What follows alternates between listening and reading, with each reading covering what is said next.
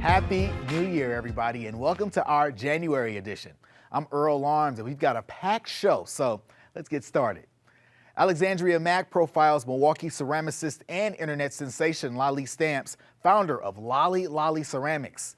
James Causey and psychologist Dr. Kweku Ramel Smith discuss generational trauma and its impact on the African-American community. Everett Marshburn previews the Milwaukee Rep's production of Toni Stone, the first woman to play professional baseball in the Negro Leagues. And as usual, we begin with Milwaukee's annual commemoration of the Dr. Martin Luther King holiday.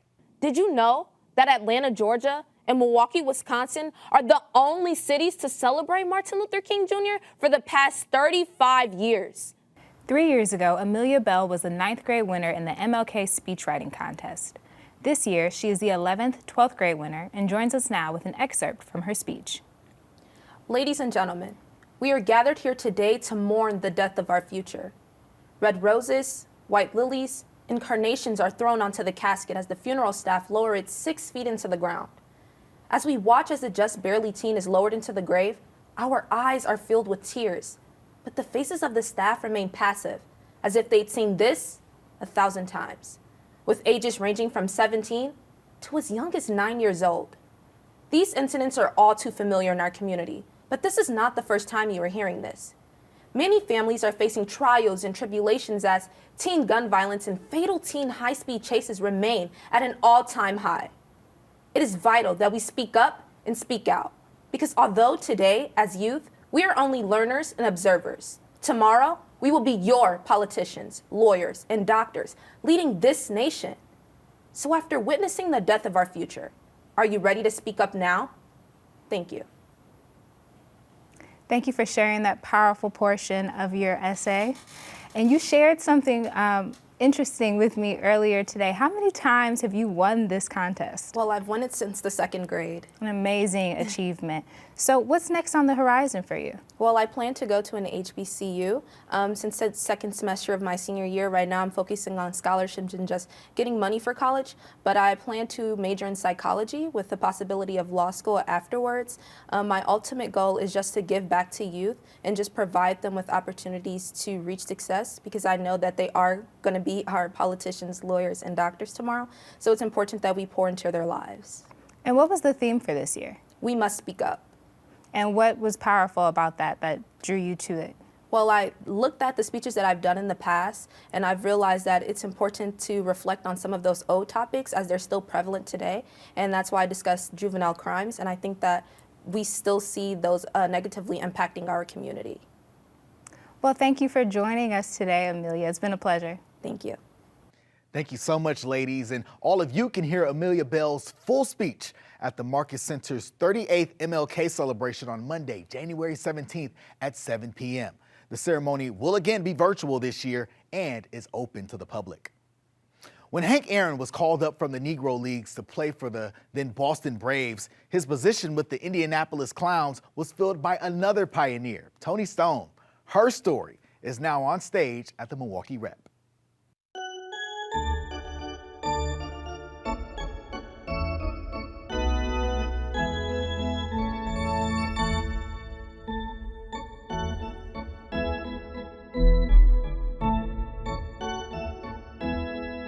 I want to tell you something about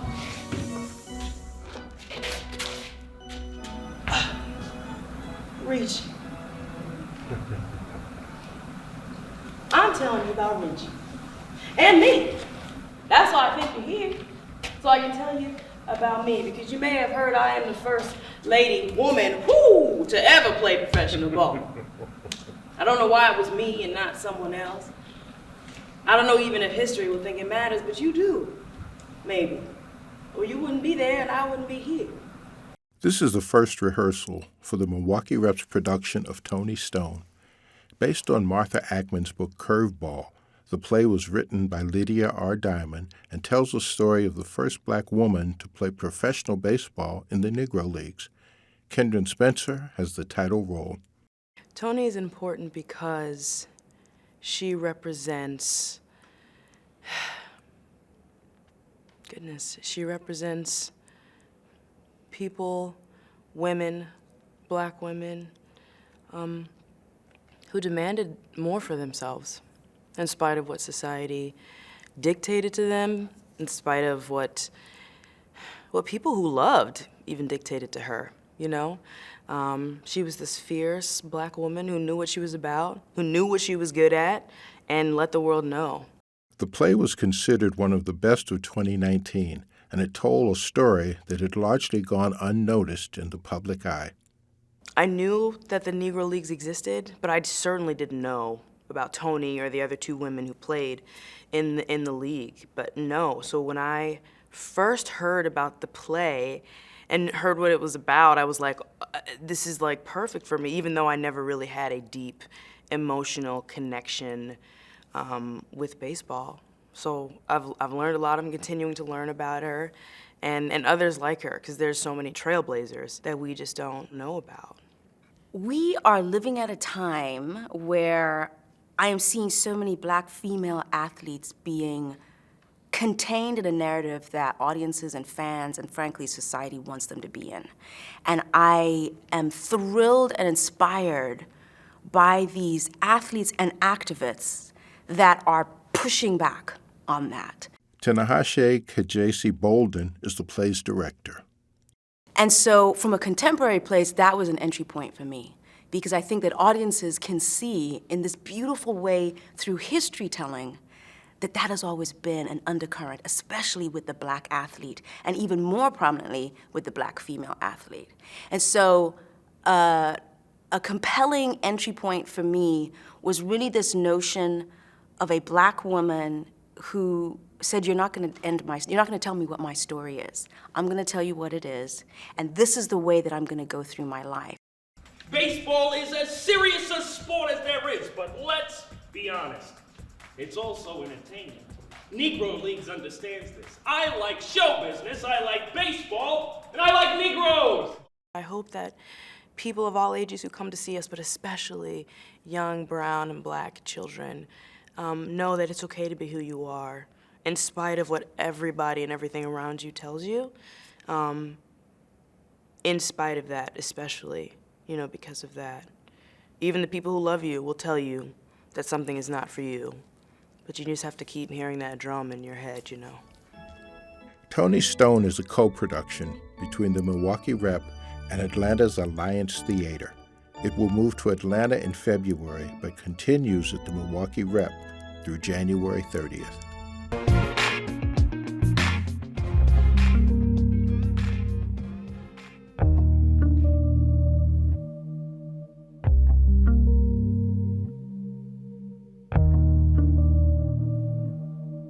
Growing up, I didn't really see a lot of people who were like me, who own their own businesses.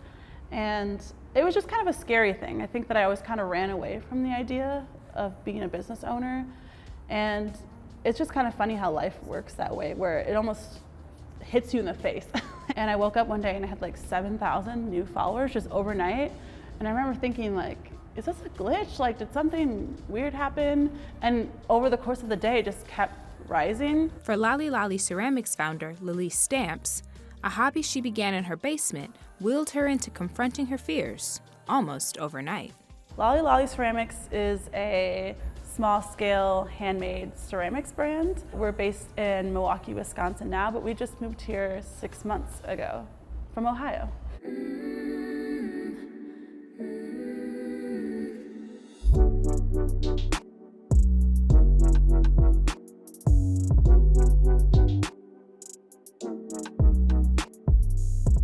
Inspired by her high school nickname, the brand contrasts a playful moniker with more serious-toned pieces, much like how ceramics was once her lighthearted escape from her full-time world of computer screens and graphic design. I wasn't super formally trained in ceramics. It was always more of a fun thing for me. So one day I just had the idea, like, to have one of the same object, just create something different about it every day. And the mug felt like the best fit for that. And it really is one of the best things I think I've ever done for myself as a creative. I would say that they are kind of funky. That's kind of the go-to word that I always use. Really clean, simple lines, but also I kind of describe them as like pushing the limit a little bit. Anything that we ever do, I always want to kind of push the limit of what that norm is, and all the handles on our mugs kind of are a testament to that. Many of Lalese's ideas stem from the muses found in everyday life. Typically my style, I do a lot of like kind of sitting down by myself, just sketching a lot. It's really fun to like see other products that aren't ceramic and get inspiration from that. Like even the plants that we have in this space sometimes, like there's so many different styles of like leaves that it's kind of cool to see a shape and be like, oh, that like made me think of an idea for a ceramic piece. We have this mug, it's 12 out of 100, and it's like this squiggle handle. And I do think that one is kind of like the quintessential like go-to lolly piece. It's so simple, but it's so interesting. And that one was inspired by a bike rack that I saw and I took a picture of. It's just like such a testament, a mug testament to that, where we started, and like seeing something out in the world and creating my own version of that.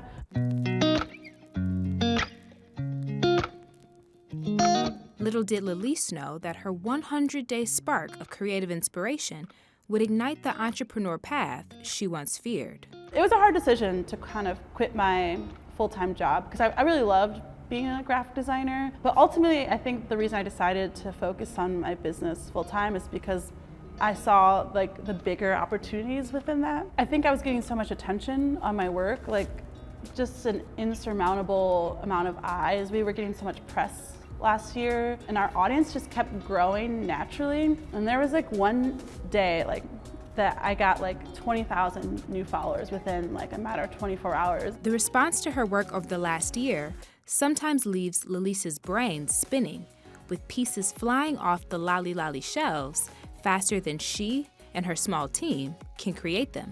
I feel like sometimes I don't really have the space to really process everything that has gone on. One of our recent drops we sold out within like 13 seconds. And for that we had like a couple hundred mugs online.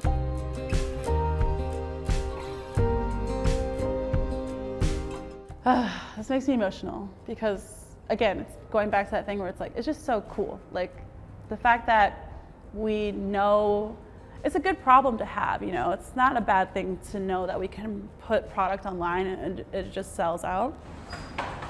It's hard because we spend so much time working on those pieces that they're kind of just like gone like that. But it feels really cool and really special. As her brand continues to gain popularity with national partnerships like American Express and wholesale accounts with the Museum of Modern Art, her mission has become more than unique mugs. This is more than just about me, you know. I want to be able to use this business to open up opportunities for other young Black creatives who didn't know that they could take their craft or their skill and actually do something with it. And although the pieces are almost certain to sell out, Lalese says there will soon be enough lolly love to go around. It's not even about the money either. It's just about knowing that we did that, like we created that and people are excited about it, and it gets us motivated to do more. The quality of the product speaks for itself.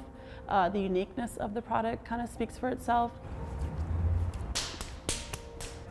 And that's kind of the thing about authenticity. It's almost like you don't have to do much because you're genuinely being who you are. It goes back to that little glimmer of joy that we kind of offer to people. I mean, these pieces are things that people use daily in their lives. They're just a really nice thing to have.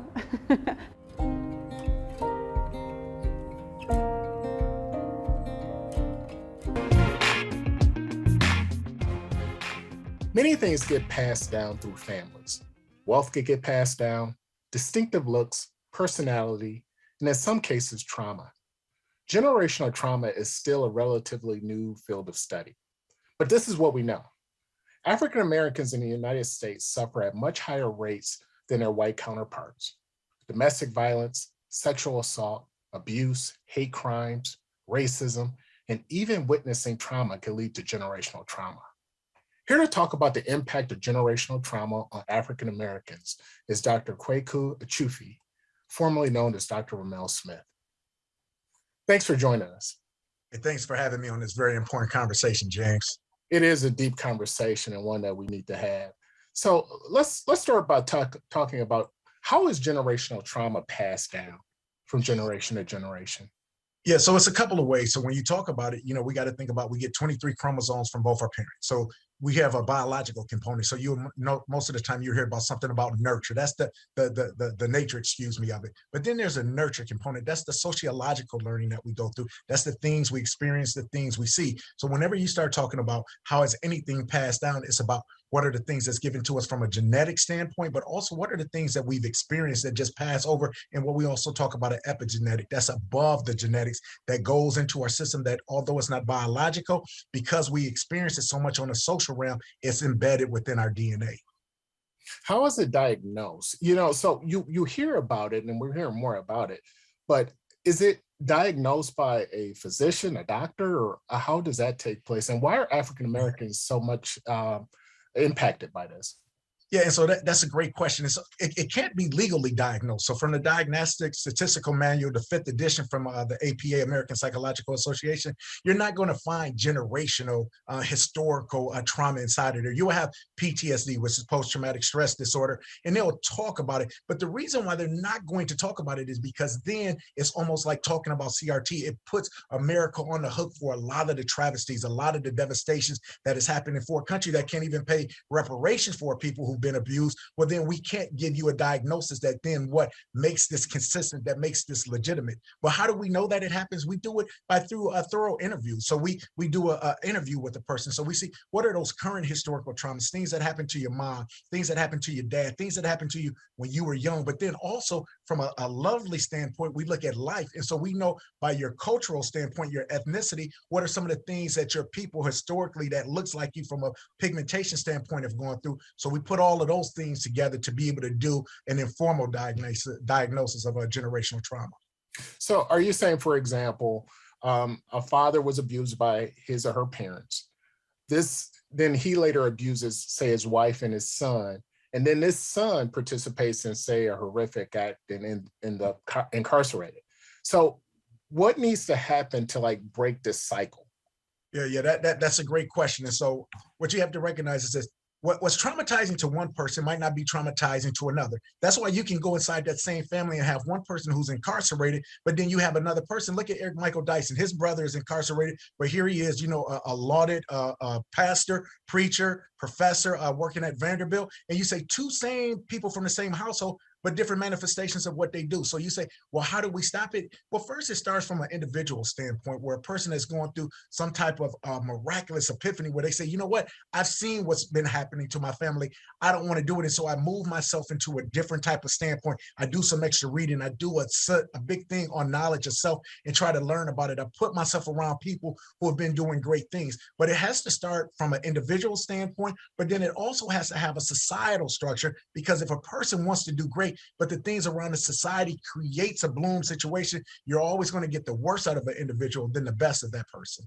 So let me get this straight. So is this a part of a person's internal strength, or is this beyond something like that? Like if you mentioned this, two people could live in the same household and one person not experience generational trauma and the other person experiences, what causes that? Is it based on a person's inner strength, or what? It's a combination of all of the things we said before. So resiliency. So you think about, if you're an only child, you only see things in one way. But if you're a child of 5, where if you're that 4th child growing up, you've gotten a chance to see some things. You've also had some protective barriers in older children. I can tell you specifically from my family, we've had some people to go to some other ways. When they saw me coming up, they said, you know what, we're not going to let you do this. You can't participate in this. I had barriers they didn't have. So even the people who sometimes you looked upon the societies, they're not doing right, they had the sense and the courage to lead the people below them. So sometimes it could be something as birth order. Sometimes it could be just a matter of luck. Sometimes, we say, if I was caught doing the worst thing I was doing, maybe I'm on a completely different trajectory. So it's a lot of different things that go into this combination of, you say, why a person does or does not